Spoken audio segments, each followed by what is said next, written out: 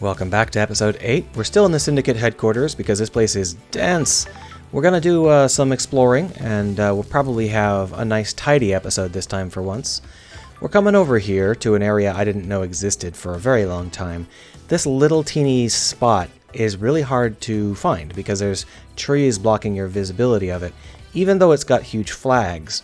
It's also the same color as the background. It's really not an easy place for me to find. It took me a long time to find it. But this place has an important clue, or at least an important establishing fact. Halt! This is a restricted area. What do you want? Don't. I have authority from Judge. You need direct permission from the Grand Marshal to I have enter. a bad feeling. She doesn't about have this. jurisdiction. Step back. Step back. I make you. That's You're threatening weird. me? This is a military facility and I'm not obliged to let you in. I only take orders from the Grand Marshal.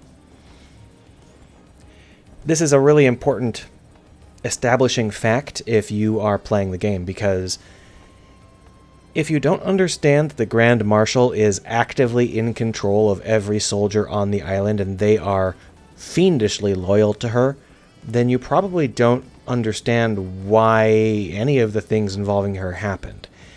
And so if you don't come here until very late in the game, you'll start to uncover facts about Akiko and you'll be like, why is this random background character, doing stuff?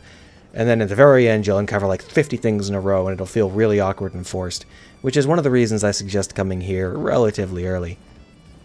I don't like this. Now, we just talked to the architect, and the architect specifically said that the marshals follow the court. And so, if they move on to the new island, well, she'll have to step down because the marshals will make her.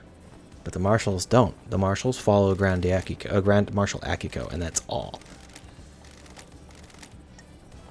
So once you understand that, it becomes clear that there are some military factions involved. This isn't just like, can you figure out who is doing magic stuff? This also, can you figure out who's doing military stuff?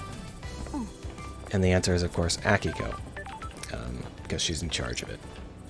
But who does she work with? Who does she work for? We'll find out. This door is sealed. Eventually it might open for us.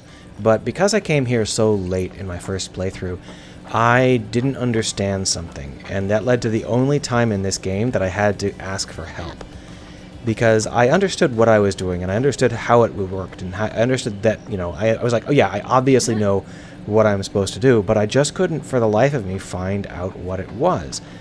And that's because I hadn't explored this area enough, because I couldn't find it. I went right past it in both directions, and I never stopped here. But this area up here is very, very important. Can you get it? Can you reach it? How can you find it? I don't know how you're supposed to find it. Eventually, you have to go up there. It's not real obvious, but in order to go up there, you have to go around and up onto this middle-sized hill that probably you wouldn't have noticed otherwise. See? This area here? It doesn't even look like you're supposed to be here. I mean, there's like cut-throughs. Like this is background stuff that you weren't supposed to reach. But it's critically important. This is a zone that you absolutely have to understand exists. And if you don't, then when you think that you're going up here, and you don't actually go up here because you misunderstood where here was, you're just going to be stuck. And it's going to be really disappointing. And you're going to be sad that you had to look something up only to be told that you were doing everything right, but you were 50 feet to the left. And such is life. Anyway, let's go take the elevator.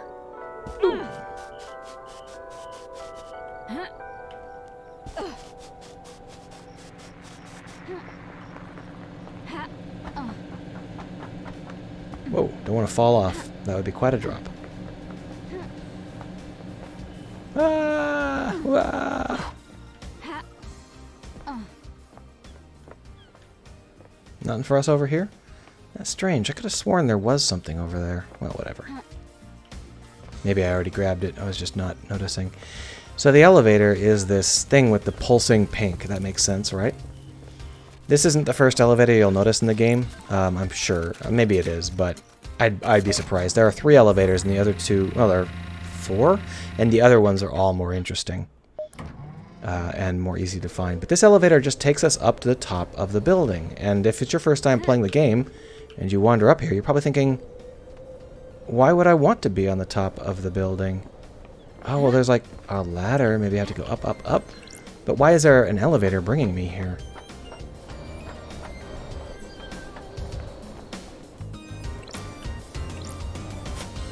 Well, I don't have any blue plaques for you, my buddy. And you're like, is that it? Is that all that's up here? No, this area is extremely challenging. This vertical element wraps all the way around. You can see how there's stuff everywhere. In fact, you see that there? If we can get it without falling off. Oh, look, there's a dude talking to us here. And you can see just how convoluted this is going to get when things like this start to happen. Rhyming, flowing, spitting fire off the top. Can you give me some space? I'm working on something here. So even while we were trying to go down towards this blue gem, we found something else that we had to take care of first. It's very convoluted and difficult to find where everything is. And if you've played the game before and you've 100%ed it, you may know exactly what I'm talking about. But if you are new to this game, it's possible you don't know what I'm talking about. So I'll try and show you.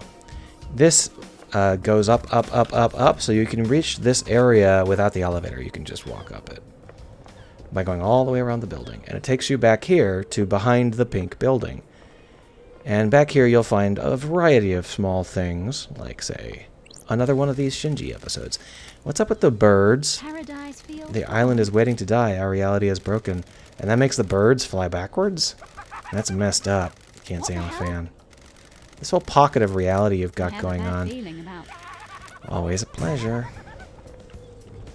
And so, where are we now? We are behind this building, and there's a couple of things to get here and there. Oh, look at there.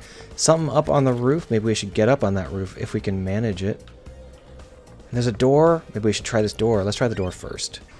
So, currently we're looking into our Carmelina's back entrance here. Behind Carmelina is a library. Chronicle of the Silent Goat, a tome detailing the first god to speak to us, Silent Goat, known as the Holy Catalyst or the First. During the Great Betrayal, he was captured. He granted the Syndicate his dying power, allowing us to start the island sequences. The Verses of Crying Grudge. The god was captured by the Persian army during the Great Betrayal. The tears of the god fertilized the ground. The Syndicate rescued him and put him in a holy pyramid. So this is the god that's actually hanging around in this game. Sorry, I have the hiccups all of a sudden. Library of Vault Records, and this is what we're here for. So it looks like somebody came in and accessed it, but one person in particular is Yuri Knight. And we have to know that he accessed it 10 years ago. We haven't met Yuri Knight yet, but I can guarantee you we're going to try and get him arrested when we do. So we haven't talked to Henry yet, so I'm not sure how we know Henry's possession of a book. The investigator is. We'll have to. Some of these things don't quite happen in the right order. I think that the game expects you to come here pretty late, which worked in my first playthrough. I did, but in this playthrough, we came here before we talked to Henry, so we don't know that Henry had a book a decade ago.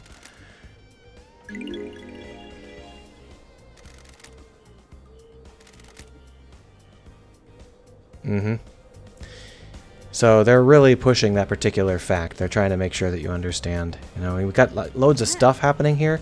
There's all sorts of places we can try and get on. Because we took the footbath, we have a double jump, which is very nice. Very helpful. We can come over here and get ourselves a little red gem. I know they're crests. I just keep saying gem for no reason. And is there anything else up here? Well, there's some stuff we could get over there. We're not going to go over there just yet, though. But this looks pretty dry, which is good, because we have to go back and actually do the monstrous thing that we're trying to do here. If I can get over here without... Come on. Come on. I don't want to accidentally fall off is the thing. Look at that. When you put it together quick, you put it together quick. That's all there is to it. So here we are on top of the railing, and you might be thinking, really? You're going to jump on top of friggin' everything? Yeah, of course I am, because this game actually rewards this kind of behavior. Look, it's another red gem. Crest, whatever. So we'll just grab that bad boy. Now you might be wondering whether we've got everything, and that's not the case. There are in fact 2 more red crests we can reach from up here. One of them is on top of the elevator that we started in. We can go around and get that. The other one is a little bit more complicated. It is right there. And it is almost impossible to get. Yep, see it? Boom! You have no idea how many times I tried to get that the first time I played. Anyway, we're down here below the Council HQ.